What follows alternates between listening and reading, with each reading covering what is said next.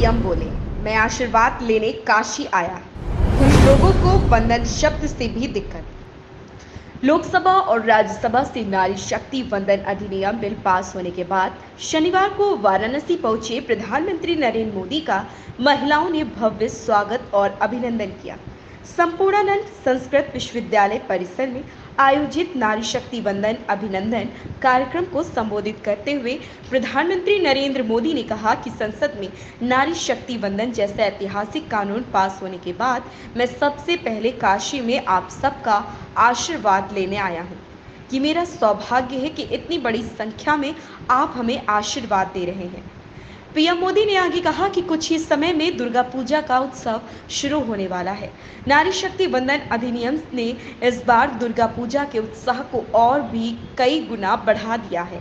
इस कानून से देश के महिला विकास के लिए रास्ते खुलेंगे। लोकसभा और विधानसभा में महिलाओं की उपलब्धि बढ़ेगी। मैं इसके लिए देश भर की माताओं बहनों को काशी की पवित्र धरती से बधाई देता हूँ। खेल के मैदान से लेकर राफेल उड़ाने में महिलाएं आगे।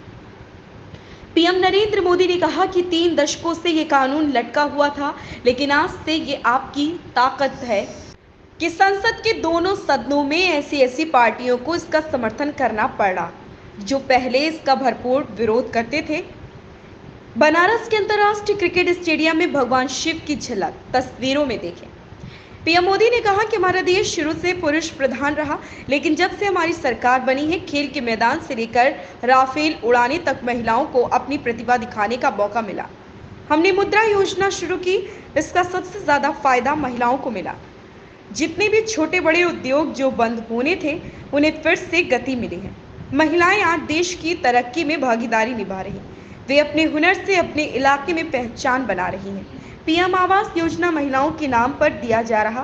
पीएम मोदी ने कहा कि हमें ऐसा समाज तैयार करना है जिसमें किसी नारी को आगे बढ़ने के लिए किसी भी जरूरत ना पड़े, इसलिए नारी शक्ति वंदन अधिनियम लाया गया है। पीएम मोदी ने कहा कि कुछ लोगों को वंदन शब्द से दिक्कत है। पीएम ने पूछा कि माताओं बहनों का वंदन नहीं होगा तो किसका होगा। पीएम मोदी ने हर हर महादेव का उद्घोष कर संबोधन प्राप्त किया।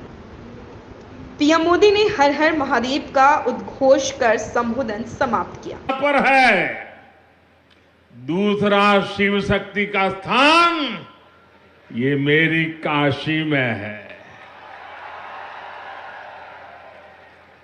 आज शिव शक्ति के स्थान से शिव शक्ति के उस स्थान पर भारत की विजय की मैं फिर से बधाई देता हूं। मेरे परिवारजनों, जिस स्थान पर हम सब इकट्ठा हुए हैं वह एक पावन स्थल जैसा है। यह स्थान माता विंध्यवासिनी के धाम और काशी नगरी को जोड़ने वाले रास्ते का एक पड़ाव है। यहां से कुछ दूर पर भारतीय लोकतंत्र के प्रखर पुरुष और पूर्व केंद्रीय मंत्री राजनारायण जी का गांव मोतीकोट है। अवसर बनते हैं, हमारे बनारस के युवा नए खेल स्टार्टअप के बारे में सोच सकते हैं। फिजियोथेरेपी समेत स्पोर्ट्स से जुड़ी बहुत सी पढ़ाई और कोर्सेज शुरू होंगे और एक बहुत बड़ी स्पोर्ट्स इंडस्ट्री भी वाराणसी में आएगी।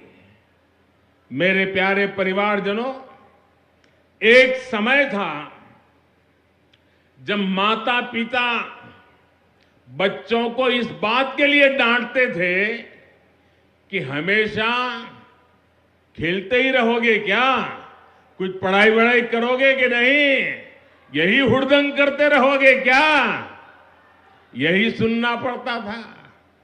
अब समाज की सोच बदली है। बच्चे तो पहले से ही सीरियस थे, अब माता पिता भी स्पोर्ट्स को लेकर के गंभीर हुए हैं।